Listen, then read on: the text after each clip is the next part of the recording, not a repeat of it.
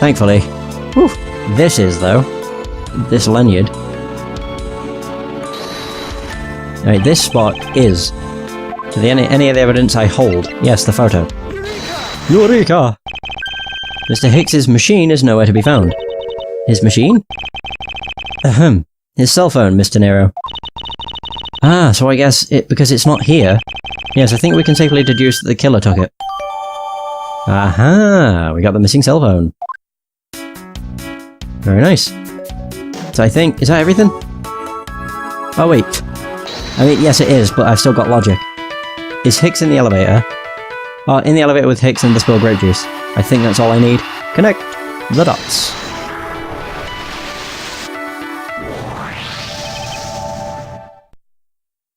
I have it. I'm sorry, but I don't understand, Mr. Edgeworth. I can prove that someone other than myself was here around the time of the murder. What, really? Yes, it's rather simple, actually. The proof is in the pudding, or rather, the grape juice in this case. These footsteps here confess to me this very fact. That someone exited the elevator alive. Seeing as how the victim is dead, that would mean a second person. But couldn't the footprints be from Mr. Hicks himself? But if you take a look at the victim's shoes, you can see the soles are spotless. Which means... Mr. Hicks wasn't alone in the elevator. In fact, it's quite the opposite. There was actually one other person inside the elevator. Aha! Well, there we go. Grape juice footprints added to the organizer. Oh, there we go. Investigation completed! Whoosh! I win! What's going on over there? Oh, Christ. This guy again.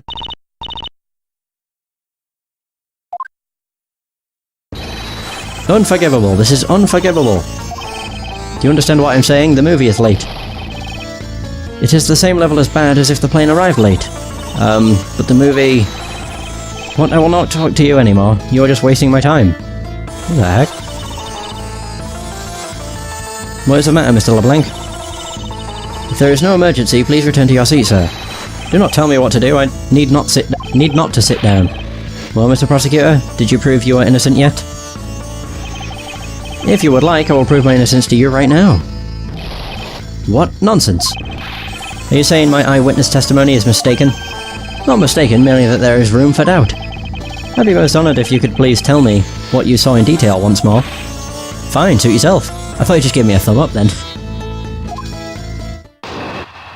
Oh god, look at his face. What I saw? I'm certain I saw Mr. Hicks enter that elevator. Pardon me. It was when the needles on my pocket watch pointed to the 6 and the 12. The body was discovered 15 minutes after that in the lounge, yes? Then you, the only person in the lounge at that time, must be the criminal. Really? That's all you've got? Okay. Mr. LeBlanc's conclusions seem to make logical sense. After all, the only person in the lounge at the supposed time of the murder was me. So, my eyewitness testimony. If you think you can destroy it, then come, let me see. Hurry, do I look like a man who is having the time to wait for you? Why is he so irritated? I'm the one accused of murder here. Anyway, I must find a way to discredit Mr. LeBlanc's account somehow, and fast. Easy! Rebuttal. Hold it! God, I hate the fact it doesn't work. Oh, I was wondering if I just made a bunch of noises, that would work. Alright, whatever. I don't know why I'm so obsessed with using the voice commands, though. I never really cared for them in... I mean, I think I used them a couple times in the first game. Probably a couple times in the second game and a couple times in the third. They're fun, every now and again. So, Mr. LeBlanc, were you able to get a good look at the inside of the elevator at that time? Of course I saw what was inside. And you are sure that the victim was in the elevator alone? Yes, the only person inside was that Mr. Hicks man. This last outburst is a bit too important to let go. I think... wait. Yeah. Objection! Objection. Fine. Oh wait, pressing all the wrong buttons now. Yeah, screw you, buddy. Mr. LeBlanc. What is it? There's a very glaring contradiction in your testimony. What do you mean? Please take a look at the area in front of the elevator. There, the spilled grape juice. Yes, and will you admit you also spilled it with the blood? No, it spilled itself during the turbulence. But the interesting thing here is the set of grape juice footprints. Footprints? Yes, the ones that lead from within the elevator out into the lounge itself. It's evidence that proves that someone other than Mr. Hicks exited the elevator alive. Oof. There must have been another person in the elevator with Mr. Hicks. Now then, I'm done playing games. Why don't you tell us the truth? Oh, he's not even talking in English. Oh, great. Can you please translate for us? No way. That's totally impossible. I guess is what he said.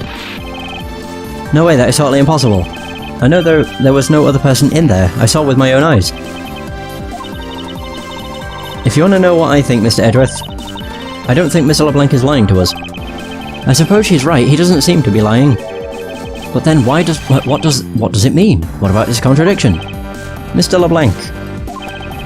Please, just once more, will you recall the details of what you witnessed for me?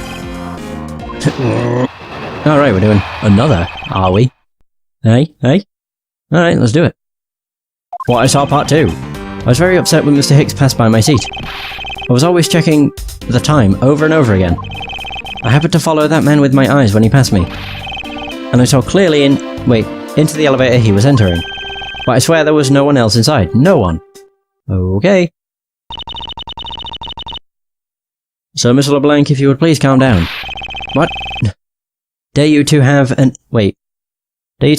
issue with my eyewitness testimony? No, not at all. Please, forget I said anything. Yet again, he doesn't appear to be lying. But I can't let this testimony stand as the truth. I mean, he seems like he's sweating. Whew. I was very upset when Mr. Hicks passed by the seat. Why were you upset? Want to talk about it? So, you're still upset now? Of course I am. I'm always upset. The only time I'm not is when I have a piece of art in my hands. It's surprisingly easy to believe that about him. But I was even more upset when Mr. Hicks walked by me. I was always checking the time over and over and over again. Well, over and over again. Okay. Why were you so attentive to the time? Because something unforgivable was happening.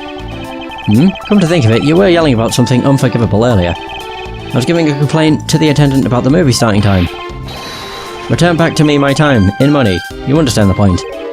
Movie? Is he talking about the in-flight one that's mentioned in the magazine? A summary of the plot and the start time. Interesting. They were supposed to show License to Love, Laugh, Maim and Murder. I cannot see that movie in my country. You can only see it on international flights. I looked forward greatly to that movie. I checked my pocket watch whenever possible so I would not miss it. Even set my pocket watch to the destination time when I came on board. So my watch is not wrong, it matched the schedule. But the movie was still late, very, very late. Your pocket watch, I'd like to ask you a little more about it if that's alright. The movie I wanted to see would not start, so I checked my pocket watch many times. Okay. My watch is set to my destination's start time, or my destination's time. I always set it when I board the plane. Okay. Wait, so...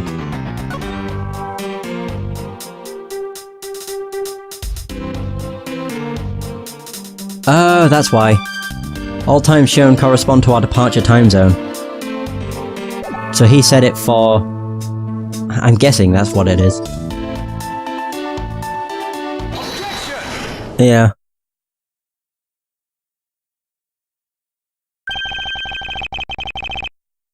Mr. LeBlanc, you said this just now in your testimony. I even set my pocket watch to the destination time when I came on board.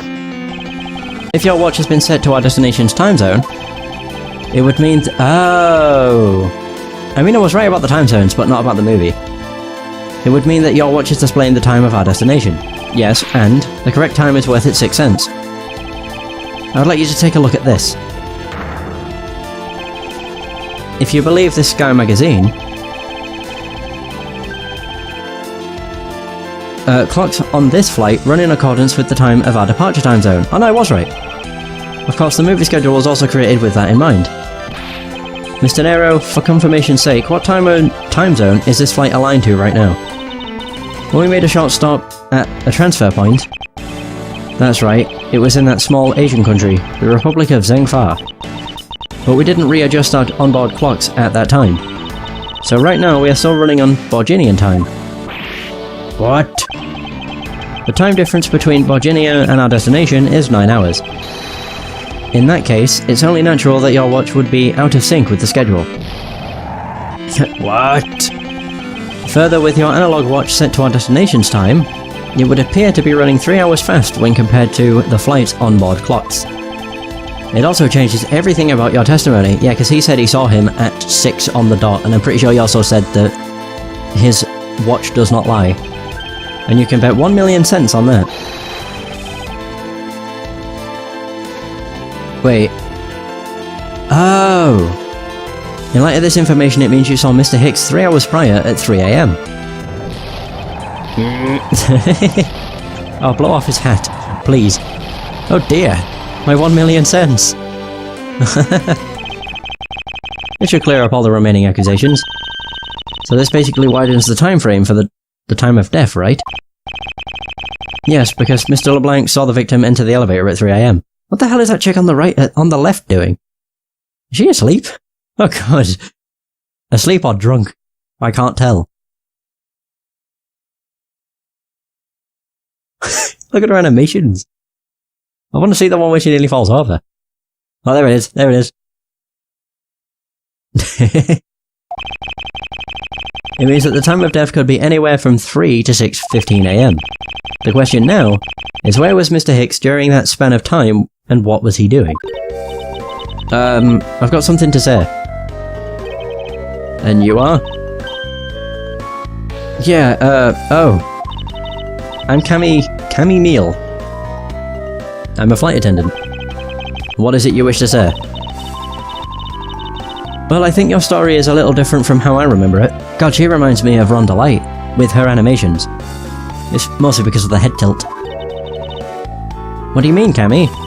I saw Mr. Hicks sitting in his seat at 5 AM, you know. What? How can you be so sure of the time? Oh, that's right, he pushed his call button while we were parked at the transfer point.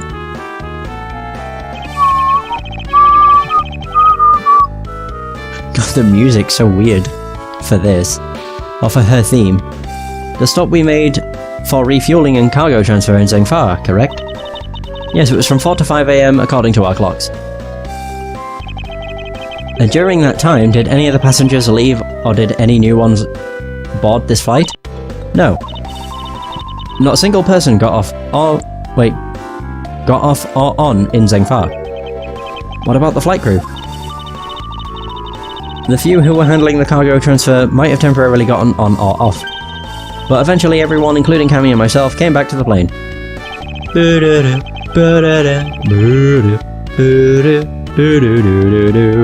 Oh my god, I love this music. So basically I can assume that no one left or got on since our initial takeoff. Interesting. I should keep that in mind. Refueling in Zhengfa, data jotted down in my organizer. Yeah, and I answered his call. I can tell you, Mr. Ackby Hicks was there in his seat when we took off again at 5 AM. Alright. Alright, then that puts the time of the murder between 5 and 6:15 AM. Okay, now what time did you come down to the lounge, Mr. Edgeworth? I remember coming down here almost as soon as we left the Republic of Zhengfa. Or Zhengfa. You were here the whole time from 5, yes? Then you are the only one who could be the killer. Mr. Edgeworth, were you really here in the lounge the entire time from 5 AM onwards? Unfortunately, yes. But then how do we explain the footprints? Is not that obvious?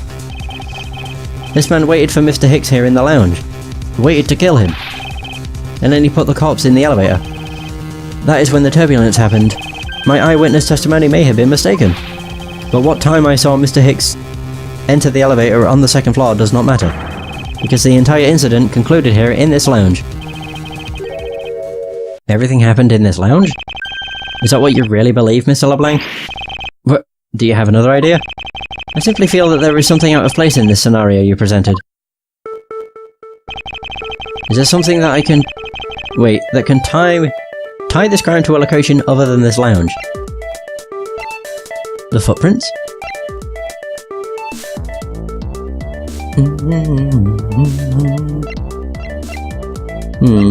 Oh, right, okay.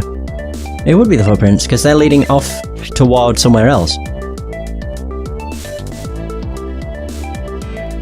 Oh, looks like footprints and something being dragged. Oh. Huh. Okay. Yeah, the footprints. Take that! These footprints, in which direction do you think these are headed? That would be the in-flight shop. Correct. They are headed in the direction of the shop. But they look disconnected.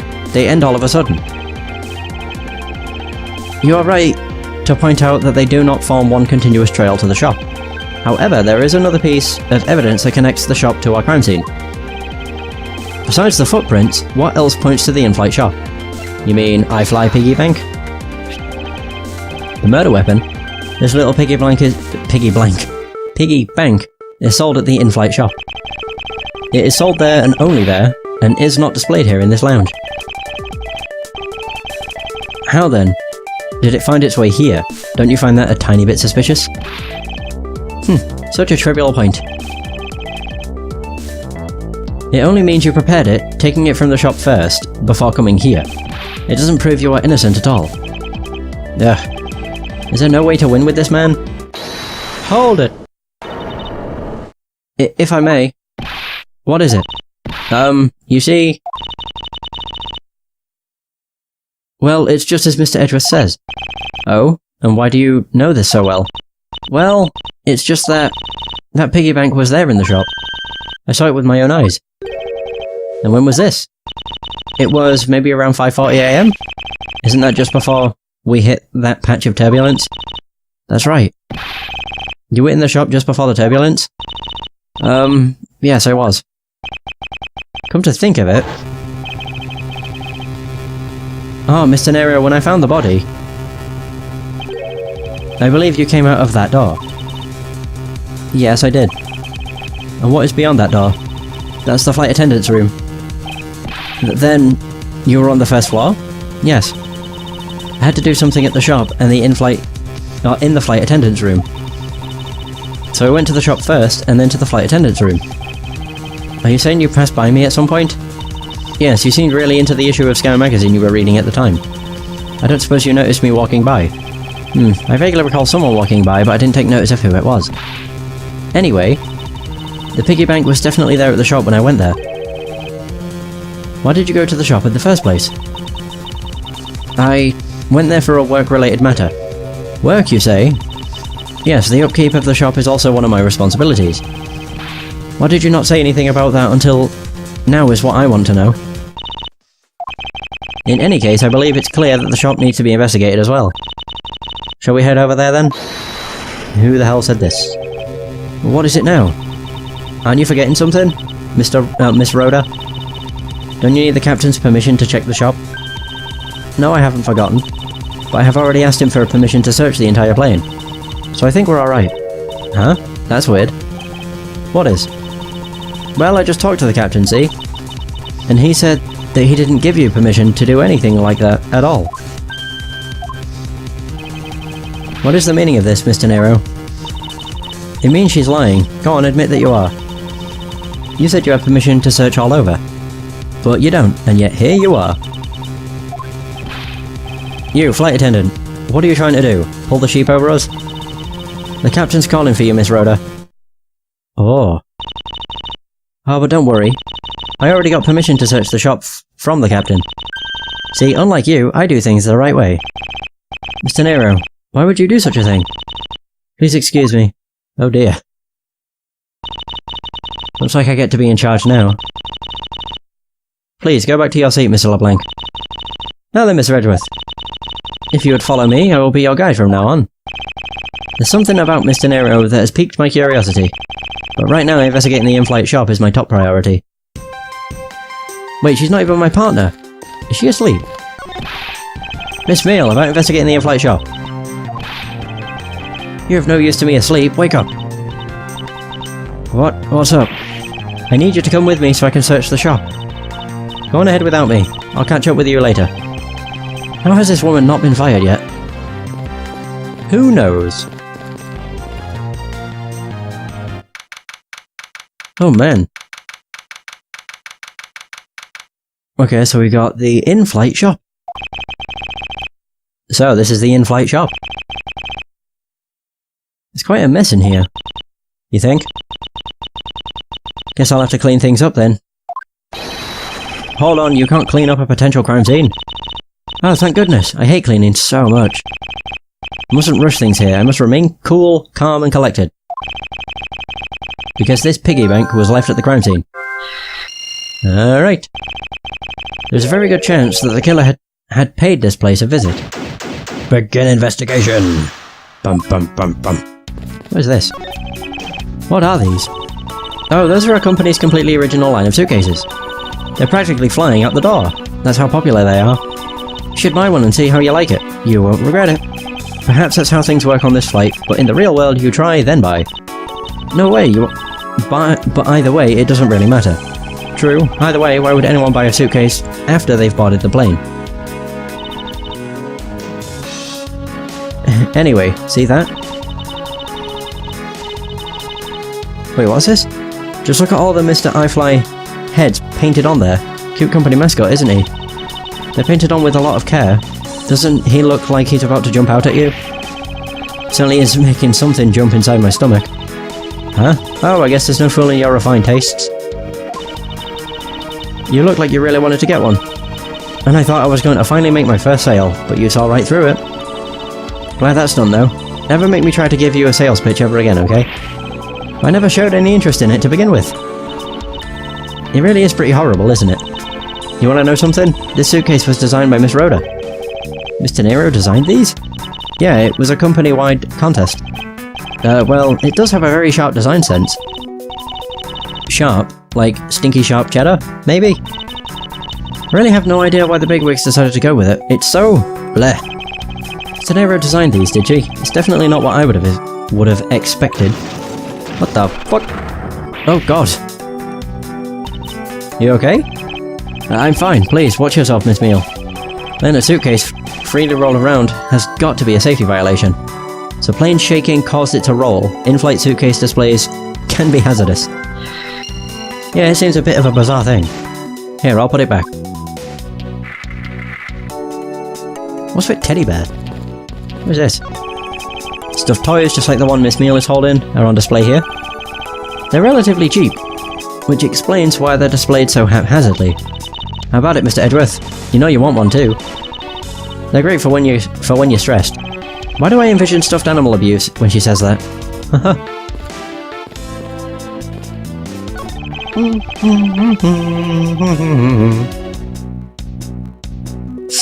So the glass door from this display case's... wait. The glass from this display case's door is shattered all over the floor. It looks like there's nothing on display inside either. Wait, actually I think there is something.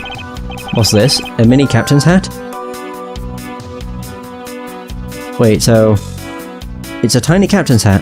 I swear I've seen one of these before. Is that not what her teddy's using? It is! I thought it was. No, that's what I thought. That's where I thought I saw it. So I don't know much about this shop, but you can still ask me about whatever. Notice anything? So what do you think about what has happened regarding this case? No, I don't know. I guess I think you're the killer though, Mr. Edgeworth. I can assure you that I'm here in this shop to prove just the opposite. Yeah, but it was me that got you the permission to look around. You know? So don't forget that, okay? She's gonna fall asleep again. Oh, it's the fact her hair just disappears. No, not disappears, it just so quickly flings over her head. How am I supposed to thank you properly if you insist on falling asleep? Well, you know what? what I'd really should show your thanks? You see that item for sale over there?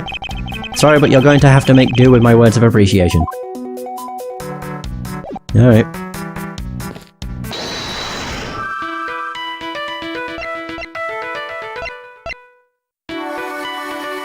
Oh, hang on. I've just realised what that teddy is. It's meant to be iFly, which means these statues should have a hat. Yeah. I think so.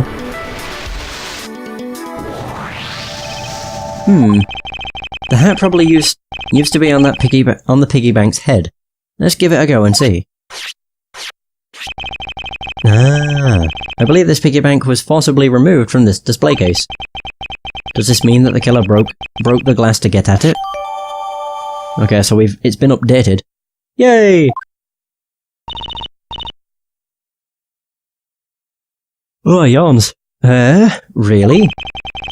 Don't tell me you don't know what things go where in this shop. Well, I don't. Miss Rhoda's in charge of this place. So come on, how should I know anything? I sense that further inspection of this display case is needed. Okay, broken glasses in a suitcase. Yep.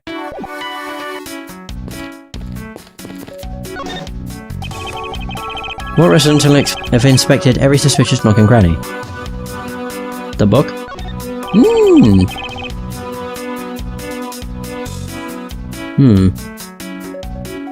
So, the glass on this door is broken. Hatsu was the killer who broke it in order to take the piggy bank.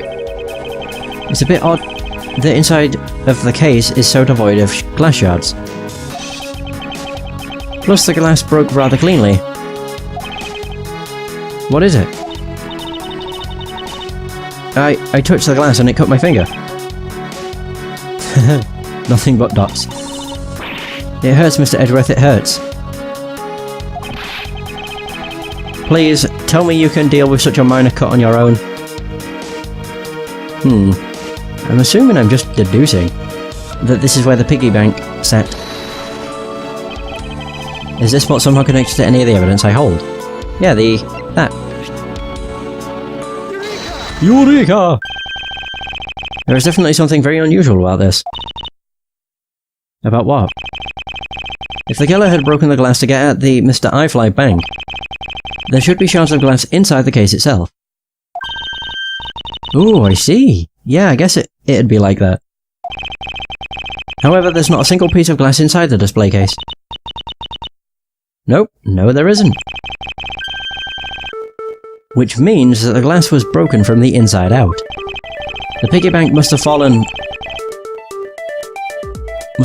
over from the turbulence and right through the glass. Yeah, that's for sure. There's so much glass all over the floor. I'm willing to bet that this hat was knocked off its head at the time too. Eh? That's nice. Which leads me to believe that the killer took the Mr. iFly from here after the turbulence. There we go. Take your power naps on your own time, Miss Meal, and listen when I'm talking. But the murder occurred before the turbulence, which rules this piggy bank out as the murder weapon. So you mean the bank's... Wait, the bank's... Oh, right, yeah. The bank's not the real murder weapon, it's a fake? Yes, at this point, that is a very real possibility. But then what if, when the killer went to take Mr. iFly, they broke the glass by accident? The display case is locked, so that's highly unlikely. Yeah, but there's one person who could have. Oh, and who would that be? Miss Rhoda, of course. I mean, she's the one in charge of this place, so she has the keys to everything. Miss Rhoda Tenero, huh? Alright, so I think the only other thing I have is the suitcase and turbulence. I never actually read them. I mean, more so I didn't read the turbulence. The plane shook so much during it, that it made a huge mess of the shop. Oh, right, yeah. Connect! I really wish he went Eureka when you got them right. Yes, there is definitely something wrong here. What's with the sudden yelling? tell me, Miss Meal, don't you think there's something strange about these suitcases? Oh, well, sure, they totally ooze strange, like the colour and the such. That's not what I'm talking about. Now pay attention. Now you're scaring me, Mr. Edgeworth. Sorry. These suitcases are lined up a bit too prim and proper. Yeah, they look a bit uptight, don't they? Well, I guess they take after their creator. Again, that's not what I meant, Miss Meal. Don't you find it unusual that these cases are the only things undisturbed by the turbulence? Never mind, I'd sooner find an answer by inspecting these suitcases myself. One thing I noticed when I first actually... Yeah, upon closer inspection, they really are quite hideous. I wonder how Miss Rhoda would have reacted if she'd heard what you had just said. What's wrong? She makes a good point. It would be wise of me to watch what I say out loud. What's this? I've spotted something that's not quite right. Yeah, it's the wheels. Oh, there's a stopper. Oh, stoppers. That's why that one hasn't moved. There are no stoppers on that one. Okay. Yeah, it's the stoppers. Take that! This is what is so odd. Oh. Oh crap, I meant to do it on the other wheels. I don't think it's that strange at all. Well, maybe not to that extent. Yeah, I know what it is. Mustn't overthink it. I'm not overthinking it. I said it's strange because they don't exist on the other one, but it should be the other way around. Yes, I should be like, this is strange because this one doesn't have stoppers and this one does. I'm a dumb. I realised, as soon as I did it, there's something very peculiar about these wheels. Huh? As in, there are no stoppers in place on these. Without stoppers, one would think that the turbulence would have sent it flying. And so it's very likely that this suitcase was placed here after we hit that turbulence. Let's take a closer look at it, shall we? Oh, shit. What am I doing? I'm trying to use the right stick. Can I open it? Boom! Poof. It would appear to be unlocked, so let's take a look at what's inside. Oh dear, a piece of cloth. And it's soaked with blood. It's blood. It appears that this suitcase is very strongly tied to our murder after all. Yay! Yeah, please give me my health back from that very small fuck-up. So explain this to me. What does this suitcase have to do with the murder?